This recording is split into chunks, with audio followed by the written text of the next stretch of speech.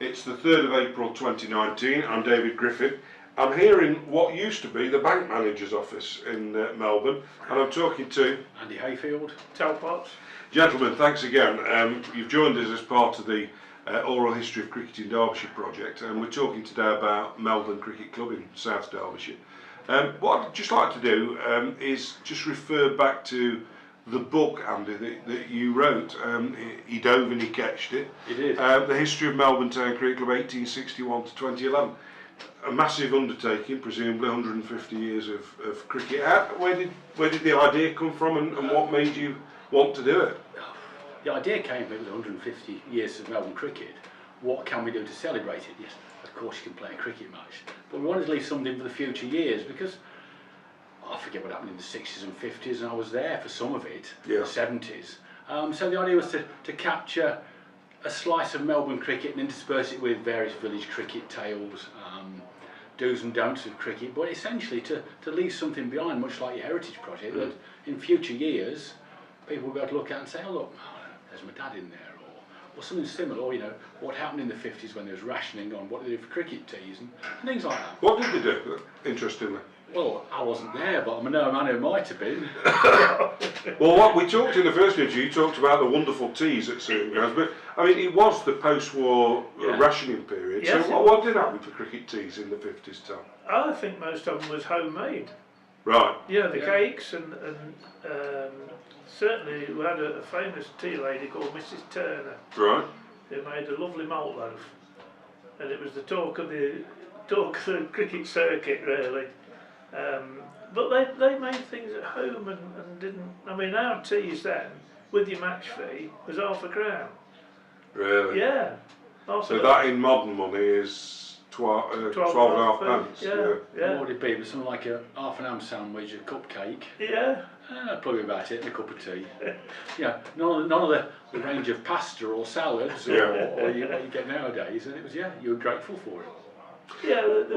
Go on. No, I say that there was. It was an unwritten rule, that the ladies come along and was part of the club, important part of the club. And these local clubs, all of us, in Ticknall and Swarkstons in the south, that it was a community-based thing and like a family. It was we looked out for each other. We spent a lot of time together through the summer. You built the cricket, mowing and rolling and doing whatever, practice nights Tuesday. And you'd played Wednesday night. We used to play quite a lot of Wednesday night games in them days. You'd play firms, Hunters, I remember, particularly Hunters and Derby, the furniture people, always came over. We played Litchurch. How many overs would you play then, Tom? 16-8. 16-8 ball overs. 16-8 ball So overs. 2020, 50 years before. Before it really. Yeah. It was invented in Melbourne years ago. Well, a lot used to do 15-8 ball overs, didn't they? Yeah. 16-8, Yeah. So was there anything, Andy, that you've discovered that was a real unusual or surprising to you about I think the book? the biggest eureka moment was when I put an appeal out in the Derby Telegraph for the family of Jim Horsley. We can talk about it in a bit. Does anybody know of Jim Horsley? Is anybody related to him? I'd love to be in touch with you to write about this book. And his grandson came on the phone and said, "Oh, I'm Lane Hall." He said, "Do you fancy coming over to my house? I've got some memorabilia you might like to look at." So I went over with Tel, not knowing what to expect, and out of the cupboard came the match ball. They took a hat-trick against the Touring Australians in 1919, and then out comes some Derbyshire sweaters and stuff. And that was one of those moments when actually you were almost in tears sort of looking at it. You thought, wow, it still exists. I haven't dreamt it, because the only link we'd got was, we knew he was born in Melbourne in 1891, we knew his father had played, and then handwritten in the scorecard was, Jim Horsley took 10 catches this season in 1912 or something like that. I thought, right, got it, he has played, but wouldn't it be nice if we could meet somebody who actually confirm that he had played cricket? It was just one of those days that you'll never repeat ever again. Because he crossed the border, didn't he? Played for both Nottinghamshire and Derbyshire. Yeah. Do we know what his job was outside of cricket? He was a professional cricketer, and I know that once he finished with Notts and Derby, he went to Scotland as a club professional, went to Ireland as a club professional. And I've got a great bit of memorabilia. It was a reference that his club in Northern Ireland had given him when he finished. It was nothing about the cricket. It said he remained sober at all times. And I thought, well, that tells you a lot about Northern Ireland in those days, then, more than it was about the cricket. Not a thing about he made 20 this or 30 that, he remained sober. And I presume you must have spoken to a lot of people to produce a book like that. We did, spoke to a lot.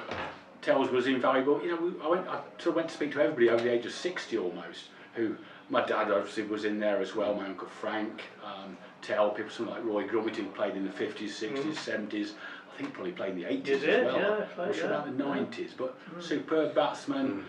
And then people had come along like the family of Richard Hatton, who'd long since departed, but they got a suitcase of stuff that was under his bed, and it was scorecards, pictures, and it just sort of gathered momentum, and the more people knew about it, and of course, as soon as the book was published, somebody came about a week later and said, "You'll never guess what I've got for you," and it was a piece of Crown Derby presented to J.F. Andrews in that picture. Oh, from 1907? Yeah, the book had already come out, and you thought, oh well, you know. Next time. Well, you can do one for the 175. Oh, I think about the film version with Brad Pitt playing me or something.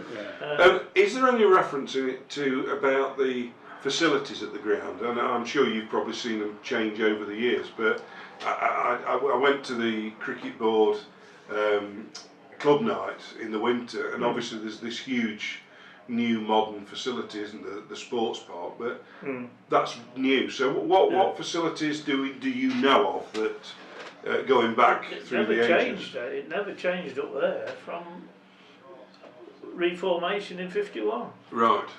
Basically. So who built the pavilion? Do we know any background to it? The pavilion was built, I'm not sure by whom, but it was donated by Walter Carr, who designated the recreation ground complete, including the cricket side, in 1921, in Thanksgiving of his son's returning from the First World War.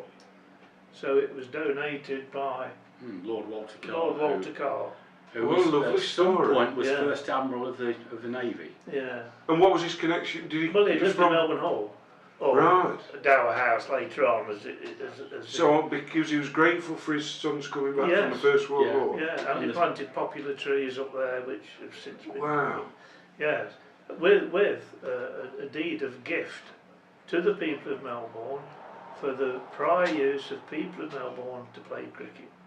Right, so you're protected in law, presumably, from... Well, we've had some battles. We've had some battles over the years. They wanted to do the carnival up there at one stage, didn't they? The Melbourne Carnival. And when I say we, I was a little bit younger then, of course, but Richard Hatton particularly said, and we got a QC's opinion of the deed of gift. They said it would stand up, and it will still stand up to this day. And it's something we need to protect. You don't want lorries churning up your outfield, well, do you? and they said we'd put the marching bands on the square because it won't be, it won't make, yeah. What was the story about? I'll keep prompting you here. the boundary at Melbourne, if you were a 10-year-old, probably, you were always sent out on the boundary. You used to dread it because it literally would be like the crest of Run. You call it what, a ridge and furrow? Yeah, ridge and furrow. What's the story behind well, that? the ridge and furrow officially, before the Enclosure Act in 18, whatever it was, 70 something, they awarded pieces of ground for people to grow the, and they made a ridge and furrow, what they called the ridge and furrow, which was an embankment, if you like, and then they could plant on the top and everything, and it's still there now, although Scrimmy now, our groundsman, is determined to get rid of this bit of history. But that was originally ridge and furrow.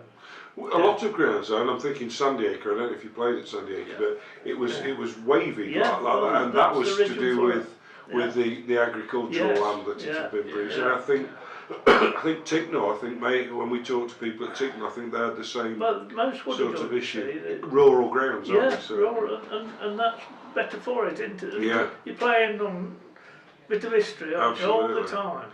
Talking of history, can you just hold up one of those team sheets, if you don't mind? So you've got a sheaf of them there. Yeah. When do these date back to, and what can you tell me about them? Well, in the wisdom, they never actually put the year on them, but this would be about 1968, because I've looked in the scorebook for some of the scorebooks. And this would be team sheet that went up in what we call the Gas House. That's a shop in Melbourne on the corner of Potter Street. Right, yeah. and they'd pin it up on a Tuesday night after selection night, and then the people in Melbourne could come and see who was playing and where he was playing. And presumably the players would have to check if they've not been. Yes. Yeah. Well, the days before texts and Twitter. WhatsApp. Long before mobile phones, we used to have a postcard or a card through the door. That is astonishing, to say you've been selected for... You've been selected to play for the first 11 on Saturday the 21st, 1951, this one is, against Swarkston. And who's that addressed to? It doesn't say. It certainly won't to me. Oh, it is on the back, sorry. Richard Hatton. It's almost like my royal appointment. I've never ever seen anything like that. Yeah. So that is an invitation, and everyone got one that was playing? Yes, it was playing. Yeah. Well organised. Yeah. He was the secretary at that time. This was, what do we call him, Draper. What's the name on the bottom? Draper. J.K. Draper, right. What was his name? So did you get those as well, Tom? They'd stopped doing it before my by... time. Right. Yeah, even before my time. And the nice thing is, it's got the transport up, Trent Services. So you got to catch the bus. Trent bus. That's Trent wonderful. Bus. And they was going off to Swarkston. Well, at least they've been preserved, and hopefully these will remain preserved, because that's real history. That is, isn't it? It's grand, yeah, and it's it's important. And I know you've got, I can't take my eyes off all these articles, you've got something with Cliff Gladwin's. Yeah, it's quite appropriate because Cliff was born on this day in 1916. All right. So it's Cliff's birth date today. So what have you got there, Tom? Well, I've got, you can see what Melbourne's team was holding some esteem locally, because we did a testimonial cricket match for Cliff Gladwin in the 5th of July 1953. And he signed it. And he signed the front, and inside is the Derbyshire team. Oh, read it out, Tom. J.L. Willett, D.B. Carr, which went on to be Major Carr. The only Derbyshire player to captain England. Yes. Donald Carr. Charlie Elliott. 1936 championship winner. Hamer. Arnold Hamer, Jay Kelly. Yeah, John Kelly. A.E.G. Rhodes. Dusty. Yeah, Dusty Rhodes. Alan Revel. Yeah. Georgie Dawkes. Yeah. Cliff Gladwin. Derek Morgan. And Les Jackson. Blimey, that's the first 11, isn't it? They've all signed it. So they put a proper team out, didn't they? Yeah, well, yeah. Because of course during the 50s, Derbyshire, it had not been for Surrey's preeminence, I think they won 7 championships in a row. Derbyshire were always in the sort of top 3 or 4, but just couldn't break through because Surrey had got better batsmen, and they did have a wonderful side. But that's a pretty good side. I mean, Gladwin, Jackson, Derek Morgan. Yeah, they probably thought they were going to have Am-Tea down there, you see. That's what they thought. And free beer at down. So would that have been a day game or an evening game? A day. It'd have to be in the day. Do you have personal recollection of this? No. It's a bit, no, it's 53. I don't want to be. Sorry, I'm aging you. I do apologise. But we did Dusty Rhodes's testimony. And what year was that? That must have been before. 52. Yeah, 52. Yeah. So Melbourne was considered a good visit, presumably, getting all this. So they together. thought they'd get a good crowd and a good collection. I was going to say good as it meant, a good testimonial. Yeah. Yeah, Charlie Elliott again. And they didn't shortchange. They didn't turn up with three players and 8 ground stuff. They turned up with the top 11. They come. So, I mean, I'm pretty sure I'd have been knocking about up the cricket on such a special occasion, but I can't honestly remember it. Yeah. No, it's just a bit before my time, really. So coming a little bit more up to date, where do Melbourne fit into the modern game? What leagues are Melbourne in, and what teams are Melbourne putting out these days? Well, they're a good side. We've got a decent side. We play in Division 4S. Yeah. Hold his own in that pretty comfortably. That's first 11. The second 11's just been promoted. No, sorry, the third 11's just been promoted. And the second 11 is playing in I think it's League 7 now, isn't it? South. Is that 3 teams playing on the same day at the weekend? Oh yes, yeah. So how do you fit 3 teams? 2 presumably play on the same ground. That's the difficulty nowadays. So where do they go? The third finding ground. Well, we've been playing at Chelliston. Right. On the council ground, which ain't ideal. But they've just when when I say we, I don't mean me personally, but the lads have got together and they've got an all-weather wicket down now on the new ground up there. So the third 11 and the youth teams can play up there now. We've got a successful young quicks and under 11s, under 13s, under 15s now. And they're presumably still recruited locally. It's still Melbourne. Yeah, it's not quite so much. It's recruited from schools at that age, really. Right. We have difficulty holding on to when they find the joys of alcohol. Everybody does. Alcohol Everybody does. The young ladies coming to. Never bothered me, that sort of thing. Yeah, so and these lads now, these young lads, need to work. Weekends, you know, they've all got jobs in restaurants and you know, they want to run a car and go to cost a lot for the holidays, don't they? So and we've got a good young ladies side now. Right. Primarily young girls. Yeah. So who do they play against? Is that formalised cricket? Well, they just play in the ordinary under 11s, under 13s, sorry. Right. Because girls can play at an older age, at a lower age group, if you like. Yeah. But you know, through Elveston, Andy, what's his name at Elveston, the lad who's doing the ladies thing. Yeah, it's been so that's a massive social change that you must have witnessed, crikey, from the lady who did the teas 50, 60 years ago to now the playing cricket. Yes. I mean, it was unheard of, wasn't it? Who's changed? Well, we had a couple. We had Katrina, didn't we? Katrina Hatton, which was the daughter of one of our prominent players, Stan. She played very well, and she brought a couple of friends along. And they played in our second 11. Right, but not in their own ladies' team. Oh no, to mix with they just mixed the men's with team. and of course then it creates problems with changing facilities and showering and stuff. So but yeah, we get in there. Yeah, it's okay. I'm hoping that you know, it's difficult to hang on to them. We've got to find a way of. Local cricket's got to find a way of being quicker, if you like, if I dare say that. Well, I'll move on from that then, because I know that the league, the Premier League, are going to go to win and lose cricket, aren't they, this year? And I've heard lots of talk about shorter formats. You're presumably both traditionalists, as am I, but do you recognise the need long term to perhaps shorten the game for? We can't get the young lads, predominantly young lads, to give up their Saturday from 12:30 till 8 o'clock at night. So what would your blueprint be, Tom? Well, I'm a traditionalist. I'd love to. I mean, I'd play till 10 o'clock at night. It didn't bother me. But they, we've got to listen to them, and it's got to be a quicker format. It's got to be, I don't know, 30 overs, starting at 1.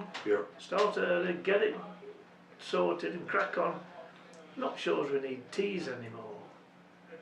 That takes a lot of time. Yes. You know, it's traditional, but it's not. You know, we don't go out to eat, do we? We go to play cricket, you know, and a quick bottle of pop or a glass of water's down there. You know, and it's got to be quicker. If we're going to accommodate these young lads, keep them interested. Got to find a format. We've got to find a format that suits them. Not us, not grumpy old dinosaur on the top seat saying no county. You know, we've got to find a way. Out local cricket. Fascinating. Well, for now, gentlemen, thank you very much indeed.